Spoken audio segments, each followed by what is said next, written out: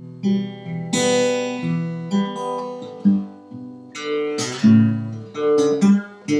welcome back to the Zacharias P. Lobichart Adventure channel. This boat build is coming out awesome. It is a super unique boat build. It's my own design. The good thing is I've been wanting to do this kind of a build for a long time. The bad thing is there's no adventure in this episode. It is strictly the boat build by itself. So check it out. We're about to go out and have a look at what I did the past couple of weeks. If you're into building things, you'll definitely enjoy this video, so check it out.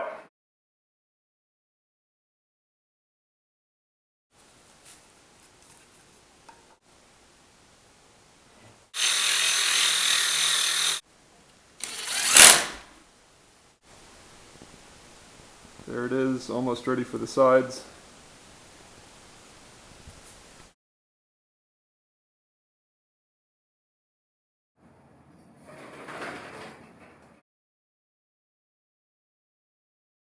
These were a lot of work. More work than I thought they would be. But one thing I made sure to do here was put a piece of masking tape underneath. Let's see if it stuck at all. Oh, not too bad.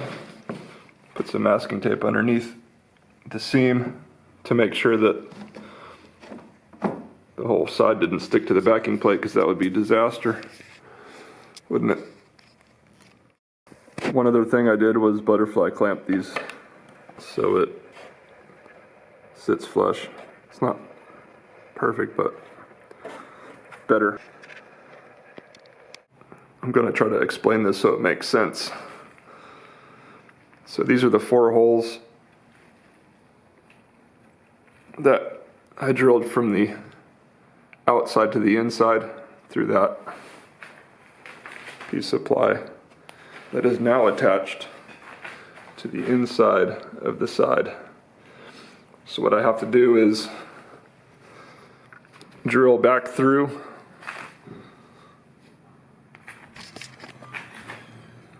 these holes, and it will give me the holes on the outside that line up with these 4 holes. So it will be the same location as before. Exactly. So there it is. It's lined up with these 4 holes. Exactly how it was before. Looks good. I have to do the other side, but at least it's where I want it to be, and then I'll eventually take this back off to put glue in there, but I'd like to get it all fit right now. I haven't done the other side yet. It's just clamped on there. And then I can put the sides on. Slow and steady. Pretty much the shape it's gonna be. Trim off. There's extra meat on the bottom of the plywood, and I drew some red lines there to know where to trim this off before I start attaching it. That way I have less extra wood to deal with later. Looks pretty good. That's it. We'll have a little bit smoother lines when that extra wood comes off the bottom. I think the pigeon's getting excited.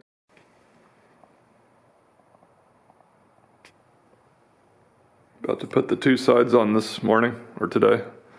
And I put the boat upside down, and it's super cool. It's balanced again in the middle. The weight distribution, it doesn't favor one side or the other. It just balances.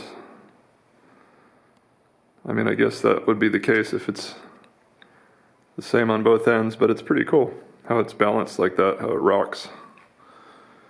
Probably sort of imitating what it should be doing in the water though, so should be fun to see how it works in the water. About to put the first side on.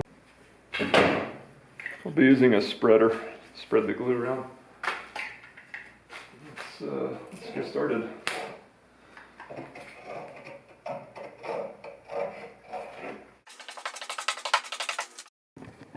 That's pretty fairly spread around.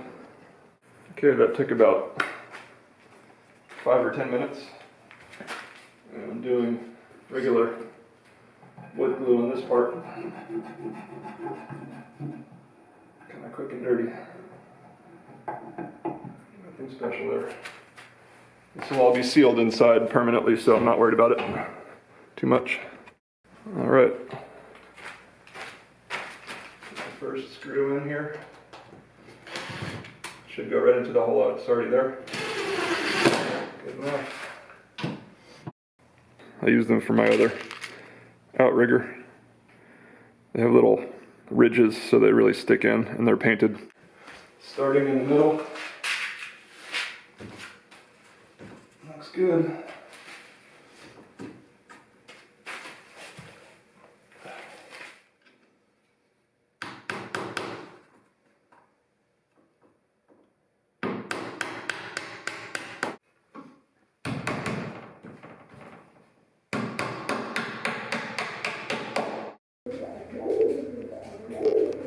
So there it is. There's the seam. There's no gaps in the seam all the way down. Looks good. Really looks like a shape of a boat now. It's kind of forced into place. Right, Pigeon? Pigeon's having a day. It's okay.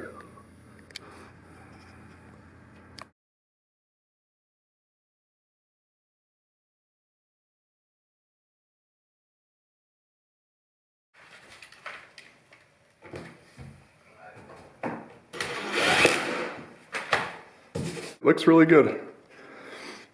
I'm happy. You can see the caulking squeezing out, but that gets filled in after. This pulls away when that screw comes out. Right?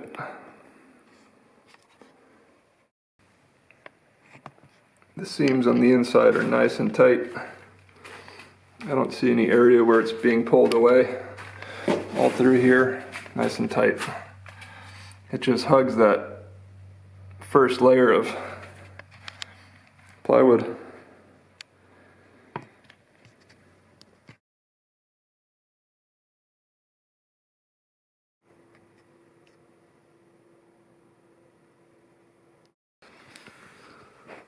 Once all of this comes off, it'll have more of the clean shape on the bottom there. I plan to put an extra piece of ply in the bottom, same as I did on this outrigger. That was the experiment, kind of. I'll be using all the same methodology I did on this outrigger, on this full-size hull. I don't see why it won't work.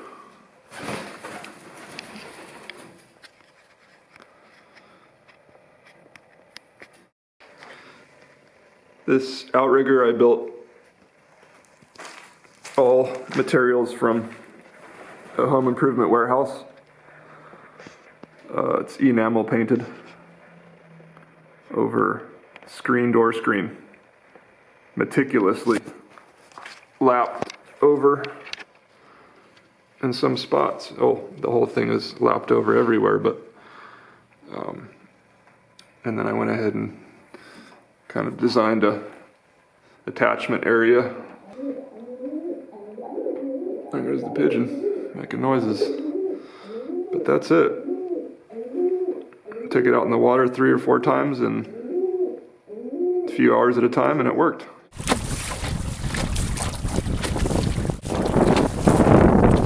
Just fine. So I figure I might as well kick it up a few and build the big one like that. Getting excited.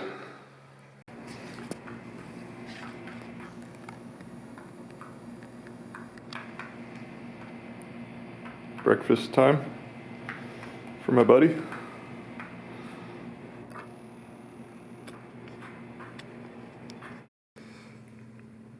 I have this thing all flipped over.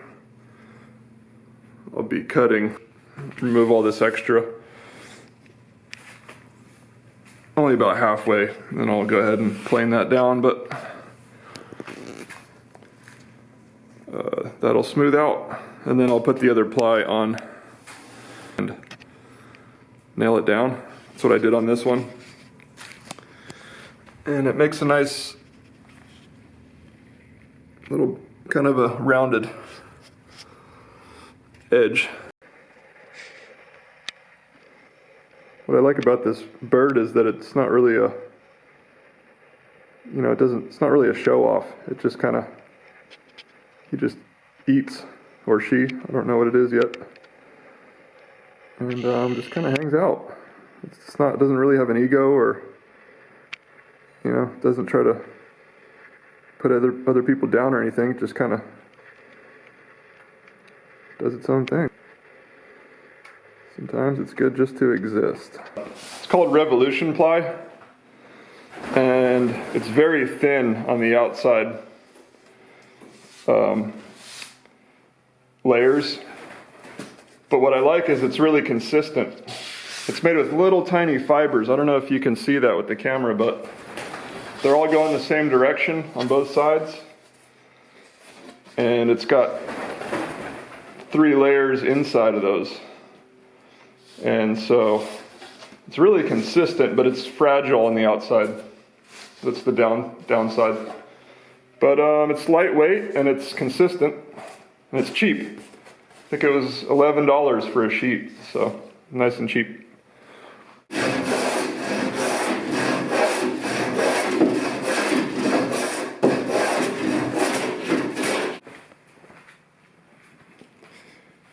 One other thing is that keeping this a sharp corner is crucial, because the other piece goes on at a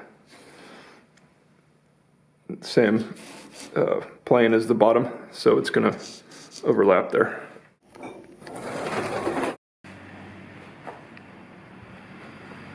Just belt sanded the whole thing, nice and crisp. It's pretty dusty, so I didn't want to film with the camera, but it's all cleaned off now. I'm going to put the last layer of plywood on there, and it should be nice and flat.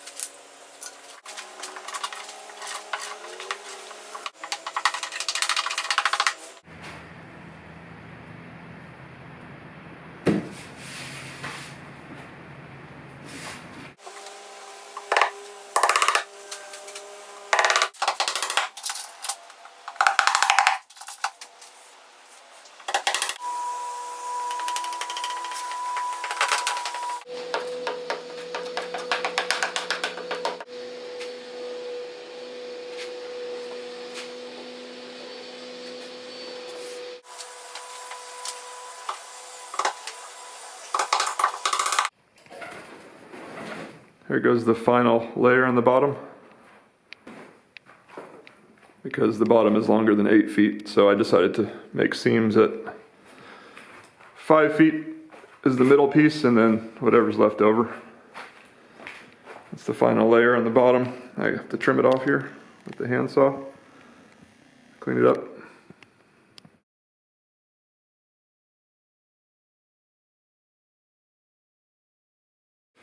FYI, I'm not a fan of these double-sided pole saws. Specifically the fact that this back edge just catches as you're trying to cut. It just stops the blade almost from cutting altogether, so I'm not a fan of that. I tell you what, there was nothing pretty about that.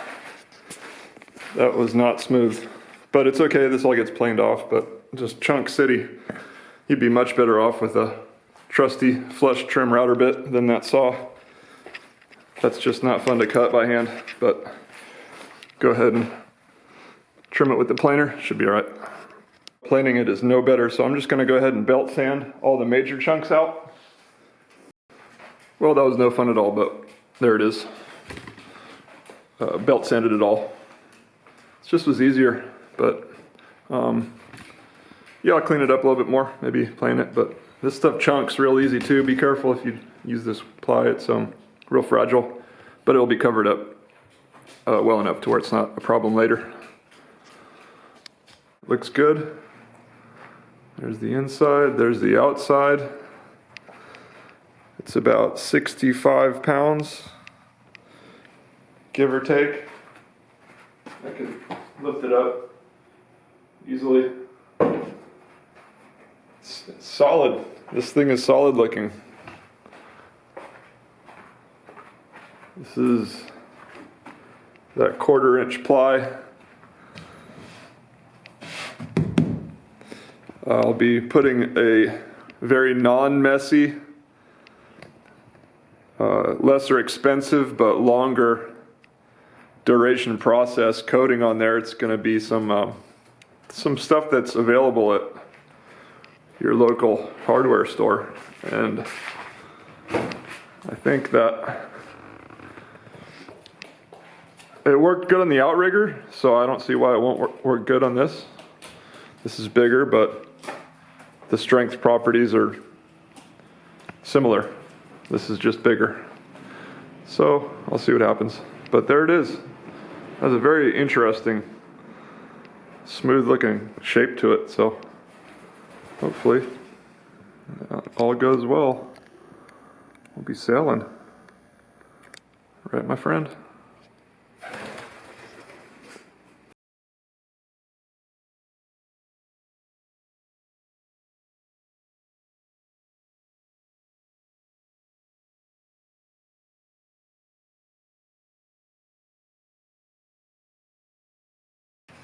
Look at you, trying to be on the boat, huh? Trying to go for a little voyage, are you?